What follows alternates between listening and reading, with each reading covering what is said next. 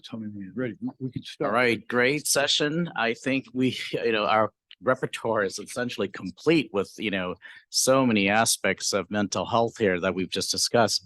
So now I would like to open the floor for questions from the audience, either online. Please send the questions in the chat box, or here physically, please raise your hand and then to be recognized to ask the question. Yes. You mentioned that everything nowadays is contamination, and you mentioned that it's not obviously because you don't conceal the customers. Why is it?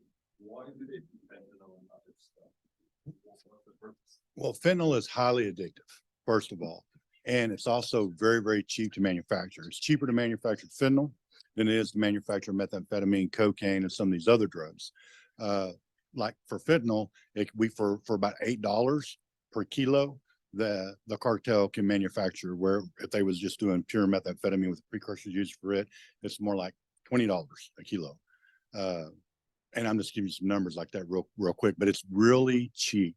The reason xylazine was being introduced because it's more like pennies on the dollar to manufacture large amounts. And understand, when they manufacture, this is in super labs in Mexico and Sinaloa and other parts of Mexico where they manufacture this stuff at. And it's in super labs. So they produce innate amounts of this, and they try to flood the US with this because we have such a high demand in the US. But it's just so cheap to manufacture. It's cheaper to manufacture the fentanyl than it is the precursors for methamphetamine. When do they? Oh, it's to get them addicted. Well, it is high. It is higher. It is highly addictive, and it is cheap. That is the two reasons. It's cheap to manufacture and it is addictive. So it's even being put in THC vapes to get the younger people addicted to an opioid. And we've had a couple of kids here in Oklahoma overdose on they just thought they was smoking a THC vape. And actually it had fentanyl in it. Yeah, go ahead. Countries that are shipping precursor ingredients and finished product. May I stop you for a second? If you can use the microphone so the online attendees can hear what you ask. Thank you. Can you hear me? Yeah. The countries that are shipping the precursor ingredients or the finished product to the United States, are they struggling with addiction like the United States? No, we are the largest country of addiction in the world, by far. But for example, the majority of these precursors do come from China to the cartel. The Chinese have a whole different drug that they use than what we use. And the people in Mexico, there's even, they do use methamphetamine, don't get me wrong, and a couple other drugs, but no one consumes drugs at the rate that the US does. And it is absolutely supply and demand. If there is a demand for it, there will be a supply.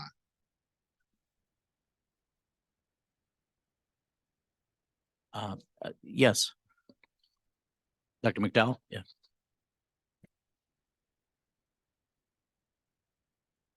Yes. Oh, while I'm speaking? Yes. Oh, okay. Now we can hear you. One major concern I've had about the human trafficking and folks coming in across the border who were carried here by cartel operations is that I don't know that many of them could actually pay for coming across the border, but may be indebted to those cartels and therefore be obligated to move or be in business for the cartels and move drugs within this country in whatever ways that might benefit the cartels. And I'm wondering if you've seen any any evidence of that or patterns of that. Absolutely. So you have different groups of nationalities that is smuggled into the US. For example, for the sex trafficking, there's people from all nationalities that are smuggled into the US for sex trafficking.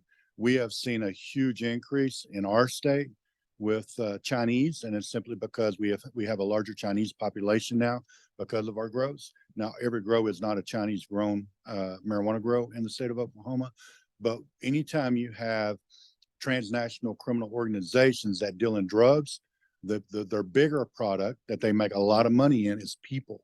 So every organized group that I know of, and I've investigated them, they're all over the world. Every one of them also trafficking people because it is just another way for them to make money. But you have people that come into the U.S. Some do pay up front, and then a lot of them aren't able to pay. A lot of them don't even want to come here. I mean, they're absolutely smuggled into the U.S. against their will. They're kidnapped in the country they're from, and they know because they're told that their family would be killed if they gave or told or even talked to us. And that's why we don't push that issue, because they'll tell you right up front, hey, our family's going to be killed back in whatever country they're from, and we don't push it. We just try to give them the services, try to remove them from where they're at and get them, services. But absolutely, you got people that pay for it, you got people that don't pay for it, then you got people that pay for it by being indebted, and they do traffic in drugs. And then you have a whole different group that handles money. These people don't get to touch the money. As soon as they do get money in their hands, there's someone there to take it away from them. That's a whole different deal. So And just one quick follow-up. Sure, sure. I saw in the bathroom at the airport, actually coming here from California, a sign that said, if you are not free to leave, then you can call this number. And there's a number. This was in a single bathroom stall, and trying to help people who are being trafficked against their will to be free of that. But is that successful? Do some of these people actually call those numbers? They do, but the problem is, how many languages did you see it in the bathroom? Okay, so the problem is most of the people that see that cannot read that. We're trying to market this to where we get this in different languages that we know people can read. But then again, and listen, I didn't know. I told you we do wire intercepts. The first wire intercept I went up on in Mandarin. I didn't know how many different dialects there was in China. I had 2 Mandarin speakers to do this wire intercept that I brought in, and they didn't speak any of the dialect that was being spoke. Another wire intercept that we went on in Mandarin, there was one person in the U.S. even spoke that dialect, and it was in Hawaii. So I had to fly my tapes to Hawaii just to get them transcribed. So the problem is we got to put this in language that the people can even understand. Thank you. I'm quite surprised because, I drive up to from Seattle, Washington, Vancouver, British Columbia almost every other weekend, and same bathroom, the rest stops.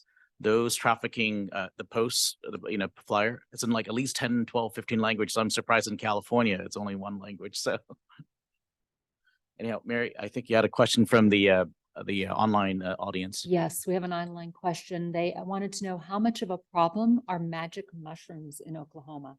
Is this a psilocybin? Yeah, they're magic. There is, and it's a cycle with almost every drug that we've seen over the 30-something years that I've been doing this. Mushrooms have made a comeback, absolutely.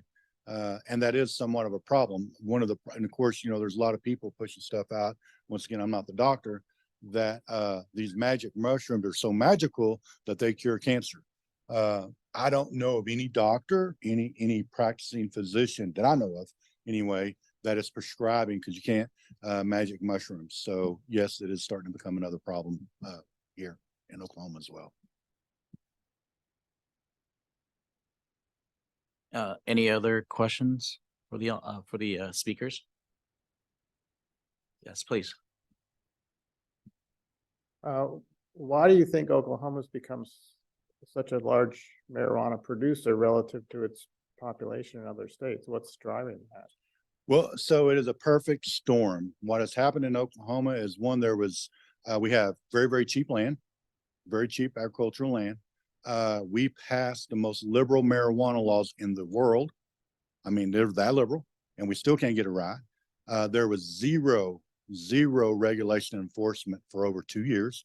whenever I came into the Bureau, and like I told you, my disclaimer, I'm the smartest guy in the book or in the room, but whenever I saw the numbers and I saw how many patients we had, I knew those numbers didn't add up. So I started looking into this thing, and I knew immediately that we were diverting the majority of the marijuana, not in Oklahoma, but to other states. But that's exactly what happened. We had very liberal laws.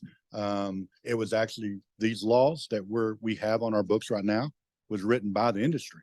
First off, you never do that because it was a black market industry to begin with. But we had very lax laws, very little enforcement. Well, no enforcement, not little, and then very little regulation.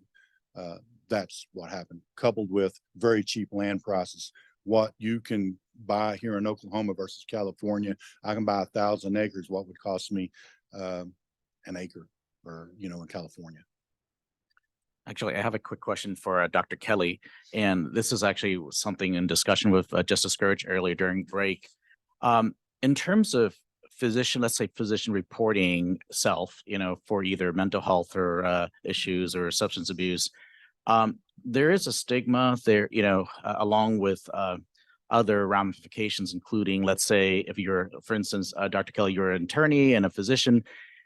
Every year so you have to renew your license, and then every 2 or 3 years, medical credentialing, privileging, and there's these boxes that you have to check, whether there's mental health or whether there's substance use. And if you were to check yes, there are problems, then you get referred potentially to, the medical staff, committee, to review for credentialing and licensing, et cetera. So how can we, in terms of policy or laws, how do we construct that so that there will be more healthcare professionals? I don't just want to say physicians, that who would, self-report and get the care they need, because we don't have such a system in place right now. So what can be done? Yeah, I think that's a real problem that we do have. The state boards will ask questions like, have you ever abused substances, or are you actively abusing substances? Do you have a mental illness or ever had that mental illness? The Federation of State Medical Boards has tried very hard to try and get some uniformity, that if you don't have a current mental illness or you're not currently abusing substances, they shouldn't ask that question. But all the states vary, and not all the states have been following that advice. And so that's a real deterrent, because nobody wants to, self-report themselves and get the help that they need, and then end up losing their license or their hospital privileges because they answer honestly. And then the problem is if they lie on that, then they're in a whole different, kettle of, and they're going to have to, if they get caught, then they will then be brought up before the board for unprofessionalism. So it is a real problem, and it deters people from getting help. Thank you.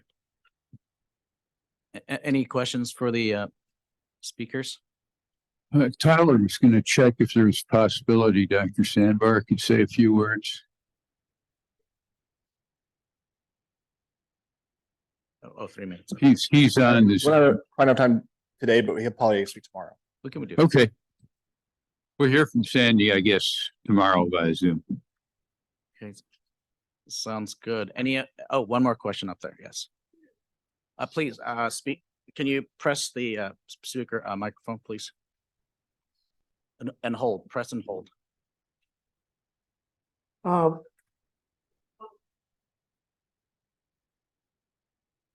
Better.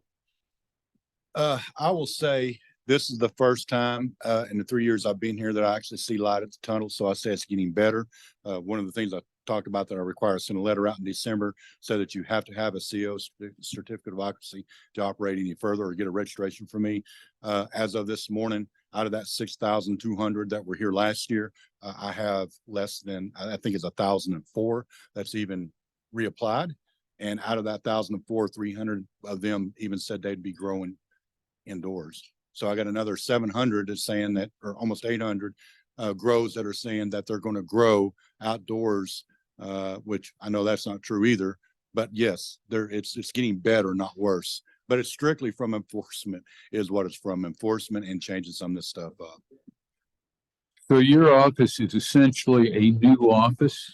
No, my office has been in existence for over 45 years. OMMA is the new office that's been, whenever they passed this law, they are the regulatory agency over medical marijuana. I'm the drug enforcement. So I'm looking at the people that are diverting this to the market. I'm not really the regulatory agency of it, although because it is a CDS, I have to give you a registration to even operate. But it also lets me know who is operating, but we also have people that don't even do that. Justice Gorge would like to comment as well. Hey, am I doing this right? Yes. I was going to talk about the law a little bit, satisfy you also. So this came into our law by state question. This was a petition was circulated, initiative petition, and that's when we voted on it in 2018. And the initiative petition was written by, as has been discussed, by the industry. And the legislature did not get involved in that because everyone was concerned about taking responsibility for medical marijuana. And even the medical community really didn't amount much of a opposition to it till just right at the last minute. And that passed. And that law required that there be a system basically put in place within 180 days. I mean, it was a very quick turnaround. And the health department was tasked with that job to come up with some kind of scheme. And so they did. And so there were no limitations on any kind of license, whether it was growing or processing or dispensaries or anything. And the tax and everything was all part of that state question. So then, and the licenses were $500. Okay. And so then we voted earlier this year, 2023, on the issue of recreational marijuana, and that lost significantly lost. And I think at that point in time, they were already in the process in 2022, the legislature, of trying to come up with some sort of regulatory scheme and give the medical marijuana agency more authority. They were a division of the health department when it started. They are now a standalone agency. They have been given, our attorney general that got elected also wanted to be involved in this law enforcement scheme because of there was none. And so now OBN, the attorney general, of course, the normal law enforcement agencies around the state are involved in this, and the Oklahoma marijuana agency does not have a law enforcement wing or branch, but is given now the authority to work together with all these other entities. And this is the first time in the last couple of years that we've had any coordinated effort in terms of a law scheme that brought in all these different entities. And so there have been many challenges to the laws that have been passed since 2022 and 2023 that we've seen at my court. And so far today, all the challenges have been turned away.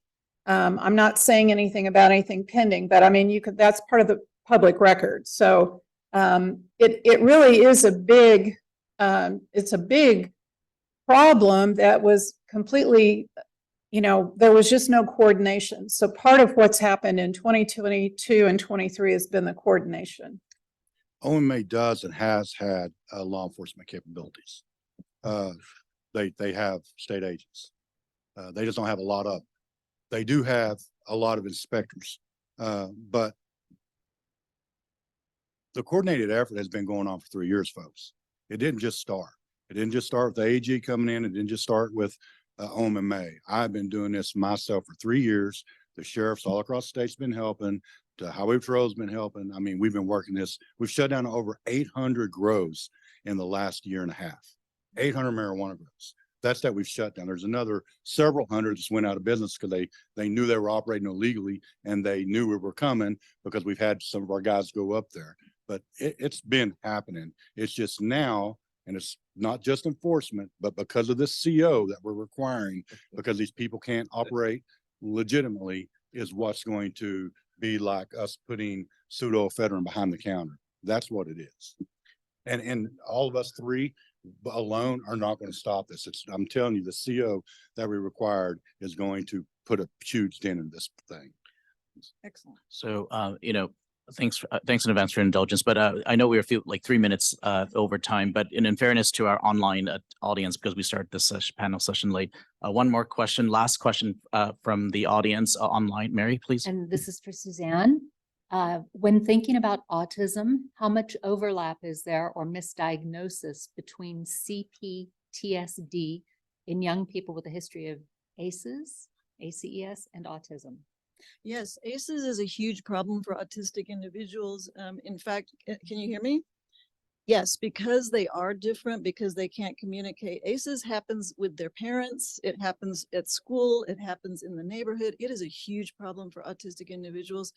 If awareness is able to be, you know, one of my jobs, one of the reasons why I get out and do presentations is to raise awareness so that people can understand autistic individuals. They are incredibly intelligent. It's just you can't get to it yet, you know.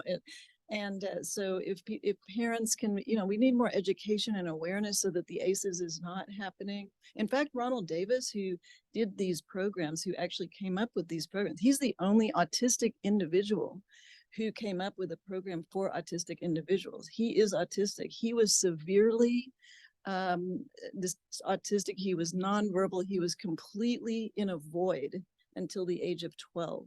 He had many bones broken by his father and his older brother. He was one of 5 boys. So he experienced incredible ACEs. It's unfortunate. It is, you know, when you're different, when you're not like the others, you're going to have ACEs happening. And a lot of times it's even with your parents, because your parents don't want to have someone who has a disability. Some parents can't cope with that. So I think education is very important in all of the things we've talked about today, to raise awareness and to help individuals rather than hurting them further. Yes, ma'am.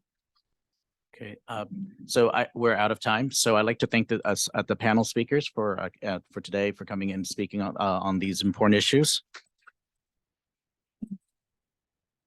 And I also like to thank the audience for your participation and attendance, and I really enjoyed the vigorous discussion. So we shall adjourn today for this evening, and have a good evening, and reconvene tomorrow at 8 a.m. for session 4 and then 5 after. Good night. Thank you.